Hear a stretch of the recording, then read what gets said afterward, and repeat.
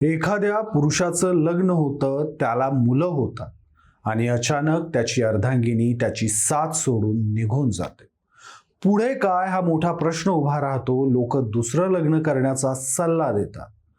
तुझ्यासाठी नाही तर तुझ्या मुलांसाठी तरी तू दुसरं लग्न कर असं सांगितलं जातं. त्यावेळी पुरुष इच्छा असो वा नसो, मुलांच्या पोटापाण्याचा प्रश्न सोडवण्यासाठी दुसऱ्या लग्नाचा विचार करतो आणि मुलांना सावत्र का होईना आई आणतो.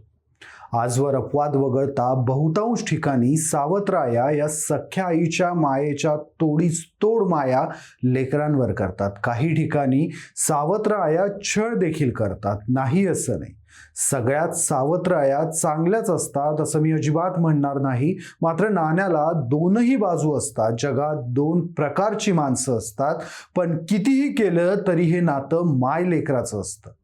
पण आता समोर आलेल्या घटनेनं या माय लेकराच्या नात्यालाच डाग लावलाय. नुसता डागच लावला नाही तर एक अशी काळोखी फासली आहे जी कधीही पुसली जाणं शक्य नाही. घटना बीड जिल्ह्यातली आहे. या प्रकरणानं सध्या बीड सहित राज्यभर मोठी खळबळ माजली. या प्रकरणावरून टीकेची झोड देखील उठली आहे. कदाचित असं पहिल्यांदा होत असावं की मृत्युमुखी पडलेल्यांबद्दल समाजात संवेदना किंवा दुःख व्यक्त करण्याऐवजी लोक तिरस्कार व्यक्त करतायत. काय झालंय नक्की या घटनेत समजावून सांगतो पुढच्या काही मिनिटात. नमस्कार, मी शशी आणि तुम्ही पाहताय कट टू कट. बीड जिल्ह्यातून अत्यंत लाजिरवाणी म्हणावी अशी घटना समोर आली आहे. या घटनेत आई आणि मुलाच्या नात्याला एक असा डाग लावलाय ज्यामुळे सगळीकडून या प्रकरणाची छीतू होतीये. घटना बीड जिल्ह्याच्या केस तालुक्यातील सोनी जवळा गावातील आहे. सर्वप्रथम आपण या घटनेतला घटनाक्रम समजावून घेऊयात. बीड जिल्ह्याच्या केश तालुक्यातील सोनी जवळा या गावात एका व्यक्तीच्या पत्नीचा मृत्यू झाला होता. त्याची मुलं तेव्हा लहान होती. पत्नीनं अर्ध्यावर साथ सोडल्यामुळं पुढे काय हा मोठा प्रश्न होता. ना मुलांची लग्नाची वय होती, ना घरात भाकरी तुकड्याची सोय होती. पुढं काय करायचं या विवंचनेतून त्या व्यक्तीच्या नातेवाईकांनी त्यांना दुसरं लग्न करण्याचा सल्ला दिला. सुरुवातीला त्यांनी हा विषय टाळल्यानंतर जेव्हा वास्तव परिस्थितीचं भान आलं तेव्हा त्यांनी नातेवाईकांच्या म्हणण्यानुसार दुसरं लग्न केलं. अनिता नावाच्या एका महिलेचं त्यांना स्थळ आलं. त्यांनी त्या स्थळाला होकार भरला आणि अनिता आणि त्या व्यक्तीचं लग्न झालं. त्यावेळी त्यांच्या पहिल्या पत्नीचा मुलगा हा 18 वर्षांचा होता. आपल्या वडिलांच्या लग्नात हा मुलगा स्वतः उपस्थित होता. त्यानं आपल्या वडिलांचा विवाह सोहळा पाहिला होता. मात्र त्याला त्यामागची वडिलांची मजबुरी देखील लक्षात आलेली. त्यामुळे मुलानं या लग्नासाठी फारसे आढेवेढे घेतले नाहीत. असंही त्याचं वय तेव्हा अल्लड होतं. दिवस पुढे सरकत होते. लग्नाला जवळपास 4 वर्ष होऊन गेले होते. अनिता नव्या घरी सरावली होती. अनिता आणि तिच्या नवऱ्याच्या वयात थोडं अंतर होतं. अनिता या लग्नानं फार खुश होती असं नाही. मात्र काही अडचणी तुमच्या आवड आणि निवडीला मुरड घालायला भाग पाडतात आणि कदाचित याच गोष्टीमधून अनिता अनिलच्या वडिलांना लग्नासाठी हो म्हणाली होती. मात्र आपल्या सासरी नांदताना तिला अनिलच्या वडिलांचं वय आणि स्वतःचं वय यातला फरक कायम खटकत होता. पण परिस्थिती पुढे इलाज नसतो. अनिल देखील तोपर्यंत वयात येत होता. आपल्या वडिलांचं दुसरं लग्न झालं त्यावेळी 18 वर्षांचा असणारा अनिल 25कडे झुकत चालला होता आणि अशातच ते घडलं ज्याची कोणी कल्पनाही केली नव्हती. जे घडणं धक्कादायक आणि लाजिरवाणं होतं. अनिकेतचं तारुण्य मुसमुसत होतं आणि ता देखील प्रेमाला आसुसलेली होती.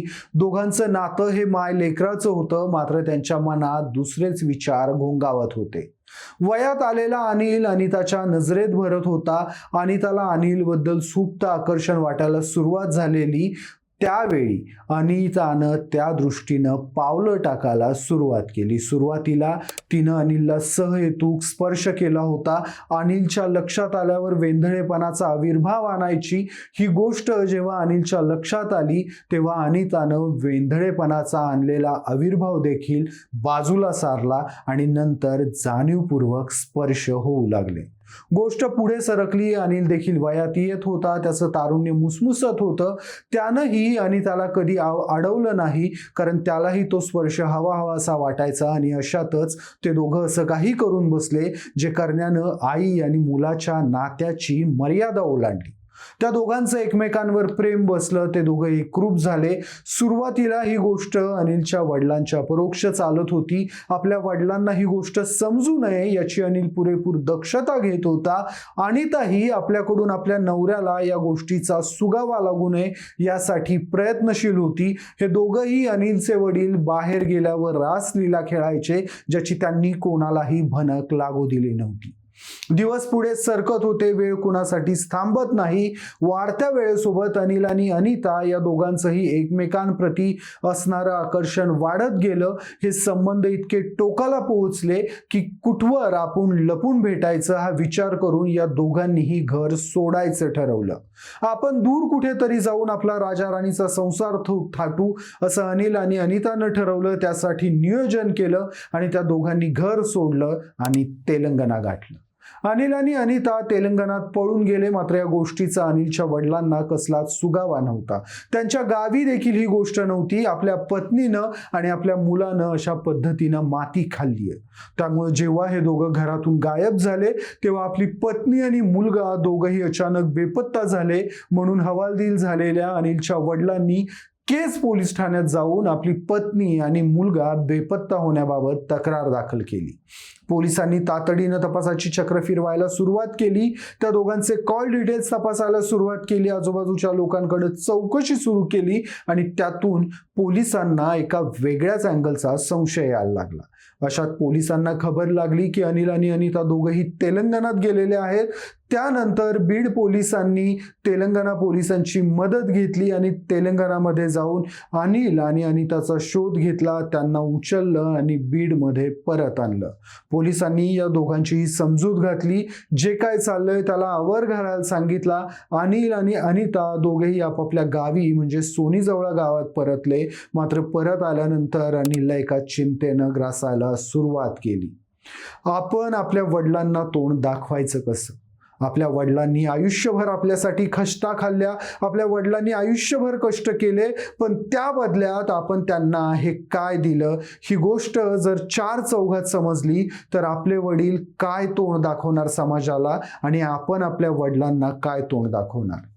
आपण आपल्याच आईसोबत प्रेम संबंध स्थापित केलेत म्हणून लोक आपल्या तोंडात शेण घालतील या गोष्टीनं अनिलला वेढायला सुरुवात केली. अनिल या विचारामुळे नैराश्यात गेला आणि अनिलनं विषारी औषध पिऊन स्वतःला संपवण्याचा निर्णय घेतला. अनिलनं जेव्हा विषारी औषध पिलं तेव्हा त्याच्या घरातल्यांना लक्षात आल्यावर अनिलला अंबेजोगाईमधल्या स्वामी रामानंद तीर्थ रुग्णालयात उपचारासाठी दाखल केलं गेलं. मात्र दुर्दैवानं उपचार सुरू असतानाच अनिलचा मृत्यू झाला. ज्यावेळी अनिलला अंबेजोगाईमध्ये दवाखान्यात आणलं जात होतं त्यावेळी त्याची सावत्र आई आणि प्रेयसी अनिता देखील तिथं होती. अनिता देखील अनिलसाठी झुरत होती. अनिलला दवाखान्यात ऍडमिट केल्यावर अनिताच्या काळजाचा ठोका चुकायला सुरुवात झाली आणि अशातच डॉक्टरांनी येऊन अनिल गेल्याची दुःखद बातमी दिली. या गोष्टीनं अनिलचे नातेवाईक तर दुःखात बुडालेच. मात्र आपल्या प्रियकराच्या मृत्यूची बातमी पचवणं अनिताला सहज शक्य नव्हतं. हे ऐकून तिला धक्का बसला. तिच्या डोळ्यातले अश्रू थांबत नव्हते. अनितानं मेडिकल कॉलेजच्या मागच्या बाजूला असणारा एकांत गाठला. तिथं ती हमसून हमसून रडत होती. वियोगाच्या दुःखात ती याच कॉलेजच्या मागं असणाऱ्या एका झाडाजवळ गेली आणि तिथं गळफास घेऊन अनितानं आपलं आयुष्य संपवलं. जर माझा प्रियकर अनिल या जगात नसेल तर मी तरी जगून काय करू? हा भावना अनिताच्या मनात दाटून आली होती. थोडक्यात मुलानं औषध पिलं म्हणून त्याला ट्रीटमेंटसाठी दवाखान्यात नेलं तर तिथं गेल्यावर त्याच्या सावत्र आई तथा प्रियसीनं स्वतःला संपवलं. या घटनेनं बीडमध्ये नुसती खळबळ माजली नाही तर या प्रकरणाने एक प्रकारची शांतताही पसरलीये की नक्की हे घडलंय काय, चाललंय काय. सावत्र असली तरी ती आई होती, तो सावत्र असला तरी मुलगा होता. यांना आपल्या नात्याचा विसर कसा पडला? तुर्तास तुमची या घटनेवर काय मतं आहेत मला कमेंट्समध्ये आवर्जून सांगा. व्हिडिओ आवडला असेल तर व्हिडिओला लाईक करा, शेअर करा आणि अशाच अपडेट्स मिळवण्यासाठी कट टू कटला सबस्क्राईब करायला विसरू नका.